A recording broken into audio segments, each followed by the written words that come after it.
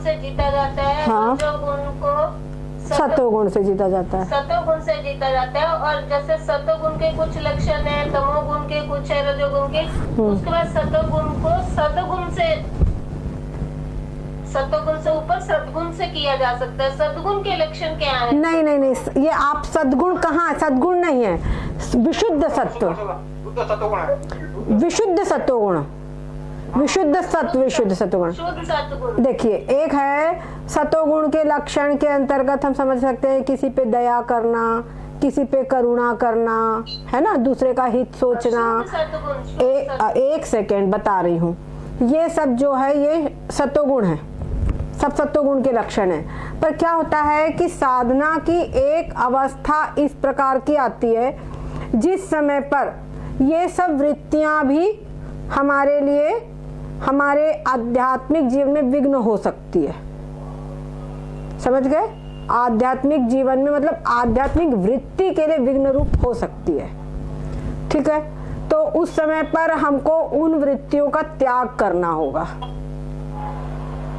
ठीक है, जैसे कि जड़ भरत जी की बात है, उन्होंने करुणा करके उस हिरण के बच्चे को अपना लिया।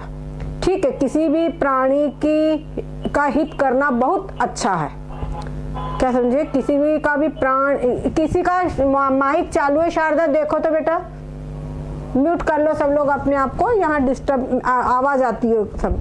तो किसी का भी हित करना बहुत अच्छी बात है, लेकिन जब उसके बाद में ये स्थिति आई तो अरे बच्चा कुछ समझदार हुआ, उसको छोड़ देते, प्राण रक्षा हो चुकी थी। जब वो दूब चुनने लगा तब उसको छोड़ देते, जहां जाए सो जाए, है कि नहीं, तो रक्षा हो जाती, ये बात थी। लेकिन क्या हुआ, वो उसी में बंध गए, वो सतोगुण में बंध गए। दूसरी बात यहाँ पर सतोगुण में बंधना, एक तो ये चीज हो गई, समझ गए। दूसरी चीज सतोगुण में बंधना ये बात है कि मैं पूजा पाठ है, मैं दान करूं, मैं व्रत करूं, ये सब सतोगुण की वृत्तियां, इनमें ये मैं करूं, ये मेरी छूटे नहीं, ये चीज मेरी छूटे नहीं। अब मैं आप दीदी बताती हो कि ऐसा ध्यान करो, ऐसे करो, मेरे को सवेरे के टाइम इतना पूजा करना है, इतने हमारे भगवान हैं, इनकी हम रोज पूजा करते हैं, तो इनकी पूजा फिर हम कब करें, अब इनकी पूजा में हमारा पूरा समय हो जाता है। तो क्या है, ये पूजा जो हम कर रहे हैं ये सतोगुणी वृत्ति है। ये किसी हिसाब से अच्छी है, किस लिए अच्छी है, जो व्यक्ति सामान्य व्यक्ति उसके लिए अच्छी है। लेकिन अब आपको जब इसके आगे की सीढ़ी चढ़ना है तब आपको उसमें कमी लानी पड़ेगी। आपको चाहिए कि अब भगवान की जो हम बाह्य पूजा करते हैं कि भगवान को थाली में बिठा करके उनका स्नान करना, चंदन कुमकुम अक्षत ये सब लगाना वगैरह सब जो करते हैं, उसकी अपेक्षा उनकी मानसिक पूजा कीजिए, धीरे से उनकी मानसिक पूजा कीजिए। तो मानसिक पूजा में क्या होता है, बाहर बाह्य पूजा में क्या होता है, भगवान की पूजा की थाली वगैरह लगाओ, समय लगता है, बोलो समय लगता है कि नहीं लगता, समय लगता है। साथ साथ में उसके बाद में ये सब तैयारी लगाओ, पूजा करो। तो इसमें पूजा जब हम करते हैं तब तो वो पूजा वाली बात हो गई। ठीक है, हमारा मन भगवान को आरती के भोग के तो कुछ समय के लिए वहाँ भगवान में हमारा चित्त एकाग्र होता है, लेकिन उससे ज़्यादा फिर बाद में पूरे सफाई करो, बर्तनों की सफाई करो, ये करो वो करो, तो वो फिर काम रूप हो जाता है। प्रारंभ में ये सब कुछ अच्छा है, प्रारंभ में ये सब चीज़ें आवश्यक है, पर जैसे बोलते हैं ना कि हमने अगर नाव है, अगर हमको नदी को पार करना है तो नाव की आवश्यकता है, पर जब हम नदी के पार पहुंच गए हैं तब हमको नाव छोड़ देना पड़ेगा। समझ गए? तो उसी प्रकार से ये हमारी सतोगुणी वृत्ति है। तो ये हमारी सतोगुणी वृत्ति से अभी जो हम उपासना आदि करते हैं वो हमारे चित्त को एकाग्र करने में हेल्पफुल है, सहायक है।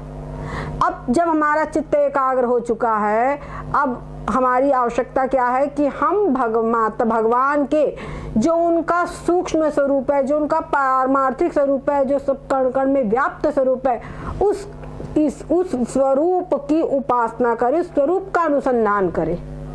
ब्रह्म विद्या का मतलब वही है कि परमात्मा जो कण कण में व्याप्त है उस तत्व का अनुसंधान करना ही ब्रह्म विद्या है।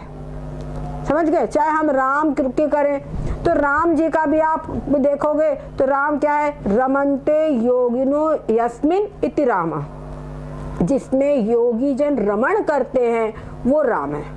अर्थात योगी जन किस में रमण करते हैं, सच्चिदानंद स्वरूप जो परमात्मा का है उसमें रमण करते हैं। तो परमात्मा राम जी का वास्तविक जो पारमार्थिक स्वरूप है वो क्या हुआ?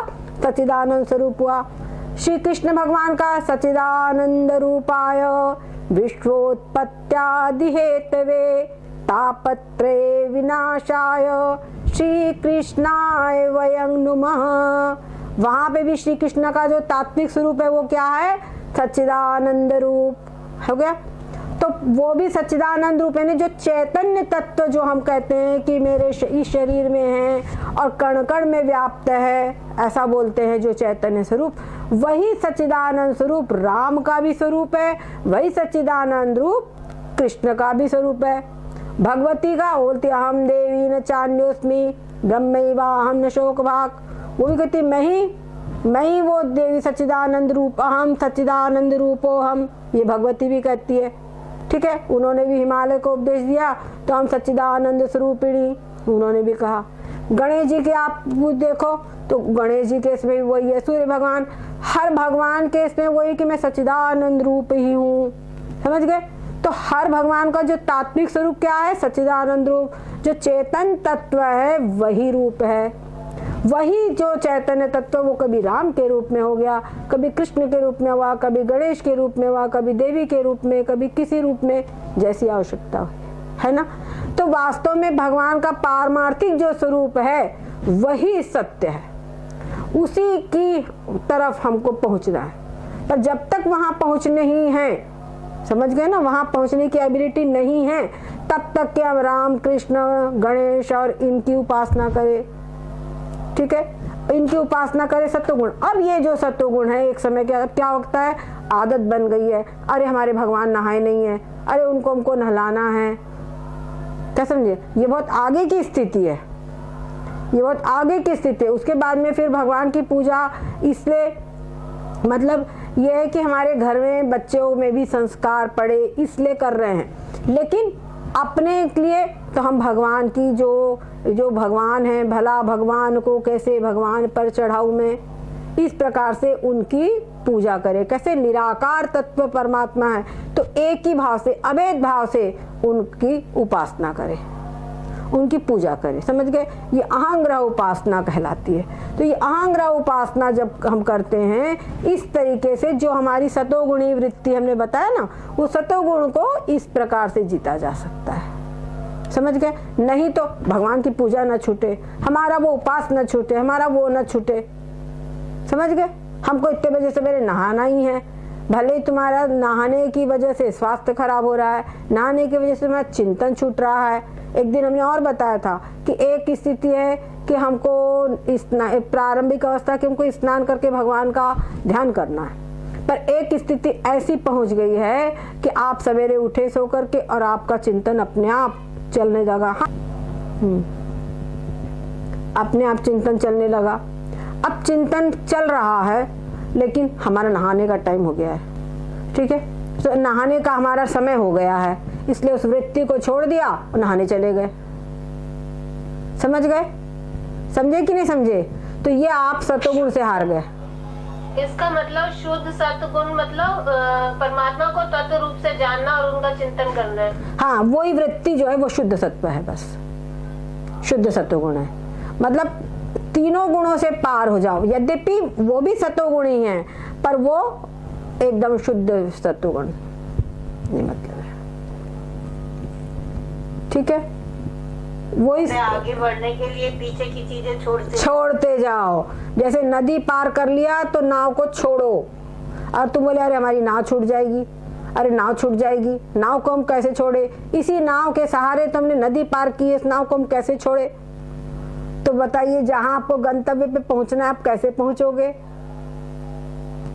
समझे कि नहीं समझे? मेरी मम्मी, तुमने समझा कि नहीं समझा? समझ गया। हाँ, ये होता है, एक बार बताने से नहीं समझ में आता, लेकिन बार बार जब सुनो ना तो चित्त की वृत्ति उस चीज को ग्रहण करती है। क्या समझे? जो कुछ छूट जाए। कभी कभी ऐसा भी होता है हाँ। कि जो अपन करते रहे उसको छोड़ दो, हाँ। तो वो आगे का भी नहीं मिलता और जो अपन करते वो भी नहीं मिलता। हाँ, ये मैं मानती हूँ। कभी-कभी ये ऐसा भी होता है। ये होता है, क्या होता है, ग्रह कारज नाना जंजाला ते अति दुर्गम शैल विशाला, उसके कारण ऐसा होता है। जब अपने को कभी ऐसा लगे कि नहीं हो रहा, तो पर्व है, पर्व का निमित्त बना के तुम अपना बढ़िया पूजा पाठ सब कुछ कर लो, क्या समझे। और फिर ऐसा लग रहा है बढ़िया कर लिया, अपने चित्त की वृत्ति शांत हो गई, उसके बाद में अपना ब्रह्म चिंतन शुरू कर दो। एक मतलब ये है कि लकीर के फकीर बने नहीं रहो कि यही करना है, ऐसा नहीं करो। वो तो नहीं, समझ गए अपने। अब जब वो क्या है, अपने चित्त की वृत्ति अपने को ही समझ में आएगी। कभी कभी ऐसा होता है कि बहुत खड़बड़ चित्त में चल रहा है, बहुत सारे ये भी करना है वो भी करना है, ऐसे कुछ समझ गए कि रजोगुणी चित्त के कुछ जिम्मेदारी है, झंझावात है, तो ऐसे में आप बोलो हमारा नहीं हो पा रहा है ब्रह्मचिंतन, तो ऐसे के अंदर में तुम अपना जो बाह्य पूजा होती बाह्य पूजा ही करो। बाह्य पूजा करने में भी तुम्हारी क्योंकि आदत बनी हुई है, तो बाह्य पूजा में 5 मिनट 2 मिनट जितने भी देर हो तुम्हारा चित्त भगवान में एकाग्र हुआ, और उस समय पे आप देखोगे जब बाह्य पूजा करोगे तो बाह्य पूजन करने के बाद में आपके चित्त की वृत्ति बराबर ब्रह्माकार होगी। समझ गए, बराबर भगवदाकार ब्रह्माकार होगी। समझ गए। तो ये तो हम अपने आप में देखो, हमने बताया ना, जैसे किसी ड्राइवर को गाड़ी चलाना सिखा दिया गया, ऐसे चलाना, ये एक्सीलेटर है, ये ब्रेक है, ये क्लच है, समझ गए, ये स्टीयरिंग है, सब समझा दिया गया कैसे चलाना। थोड़े दिन उसको चलवा दिया गया, प्रैक्टिस करवा दी गई। अब आगे तो सेंस ऑफ रोड उसको रखना पड़ेगा, वो तो है। कहाँ धीमा चलाऊं, कहाँ रोकूं, कहाँ ब्रेक लगाऊं, कहाँ एक्सीलेटर लूं, ये तो उसी को देखना पड़ेगा ना। ऐसी जो सिद्धांत है वो सब कुछ हम आपको समझा दे रहे हैं, और उन सब चीजों को अपने आप में आप करते जाइए। फिर जैसे जैसे अभ्यास होगा वैसे वैसे कुशलता आती है कोई भी कार्य में। ठीक है, जैसे जैसे अभ्यास होगा वैसे वैसे कुशलता आएगी। बोलते ना, चलेगा व्यक्ति, जैसे बच्चा जो चलना सीखता है तो चलता है, फिर फिसला, फिर गिरा, फिर उठ के फिर रोने लगता है, फिर उठा, फिर चला, धीरे धीरे चलना सीख जाता है, फिर नहीं गिरता। तो ऐसा सब चलेगा। तो यही समझ में आएगी किसी भी चीज में, यानी आसक्त नहीं होना चाहिए, आसक्त नहीं होना चाहिए, लिपायमान नहीं होना चाहिए उसके हाँ। अंदर कि वो ही करना है, क्या करना हाँ। है, आगे बढ़ते हाँ। जाना है। तो शुद्ध मतलब हम पूजा पाठ में भी ये ना करें कि हमको करना ही है, अब पूजा नहीं हुई तो विक्षिप्त हो गए, समझ गए, तो विक्षिप्त उसमें भी नहीं होना। समझ गए, नहीं हुई कोई बात नहीं, चलो नहीं हुई तो अपना चुपचाप बैठ करके चिंतन कर लो। नहीं समय मिल रहा है, कोई बात हो रही है तो अपना बैठ करके चिंतन करो। उतनी देर आपने विक्षिप्त मत हो किसी प्रकार से। किसी को बोले ये बाह्य पूजा तुम बंद कर दो, तो हम बोल नहीं सकते। क्यों नहीं बोल सकते? क्योंकि आगे उसके जीवन में कौन कौन सी कैसी बात आई, वो तो जो है ऊपर नहीं चढ़ पाया और वहां से फिसल गया, ये बात हो जाएगी ना। तो ये निर्णय, और साथ साथ में एक बात है, आप बाह्य पूजा करते रहिए, उसमें कोई नुकसान नहीं होना है। बस नुकसान क्या होना है कि जो इस तरफ जो आपकी उन्नति होनी है वो उन्नति बाधित हो जाएगी, उन्नति नहीं कर पाओगे, ये वाली बात है। भगवान का नाम चाहे आप भेदभाव से लो चाहे अभेदभाव से लो, होगा आपका कल्याण ही। अगर मान लो एक बार आपने इस अद्वैत तत्व का साक्षात्कार कर लिया है, क्या समझे, एक बार यदि इस अद्वैत तत्व का साक्षात्कार आपने कर लिया है तो फिर आप चाहे जैसे भी रहे, ये तत्व का साक्षात्कार, ये अनुभूति आपके ऊपर समय समय पर हावी होती जाएगी। बस आप इसमें एक बार पारंगत होइए। पारंगत मतलब खूब अभ्यास कीजिए, खूब अभ्यास कीजिए, एकदम आप अभ्यास, जितना आपका अभ्यास बढ़िया होगा उतना ही ये चित्त की वृत्ति फिर ये आपका पीछा नहीं छोड़ेगी। और साथ साथ में हमेशा अपने आप के प्रति सत्य रहिए। समझ गए, बोलते हैं ना, अपनी अंतरात्मा के प्रति हमेशा सच्चे रहिए, कोई गड़बड़ी नहीं। बस फिर देखो भगवत गीता के अंदर में वो भक्त मुझके प्रिय है, ऐसे 12वें अध्याय में आखिरी के 8 श्लोक है, समझ गए ना। तो ये सब चीजें हैं, तो वो अपने आप सब भगवान उसके ऊपर में वो वृत्ति आएगी, बस एक बार अनुभूति करने की आवश्यकता है।